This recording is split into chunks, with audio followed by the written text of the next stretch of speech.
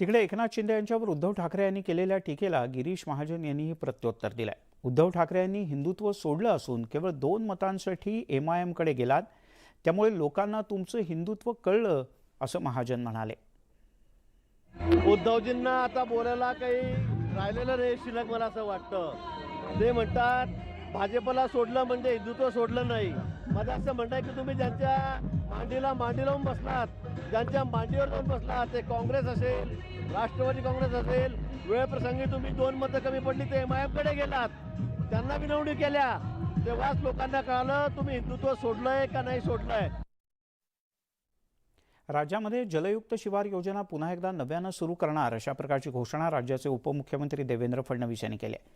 युती सरकारच्या काळातल्या या योजनेमुळे राज्यात 39 लाख हेक्टर जमीन ओलिताखाली आली। 27 TMC पाणी हे साठवलं जातं, त्यामुळे पुन्हा एकदा ही योजना सुरू करत प्रत्येक गाव जलयुक्त करू असं फडणवीस म्हणाले।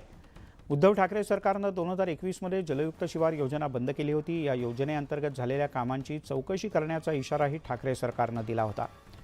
मात्र आता हीच योजना पुन्हा सुरू करणार असल्याचं फडणवीस यांनी स्पष्ट केलंय।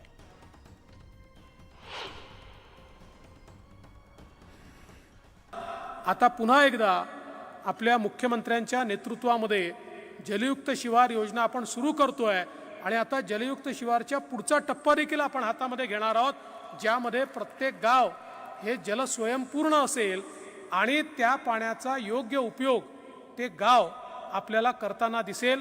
त्याही संदर्भातला प्रयत्न आपण करणार आहोत आणि या सगळ्याच्या पाठीमागे आपल्याला नैसर्गिक शेती हा एक ध्येय ठेवायचा, हेतू ठेवायचा आहे।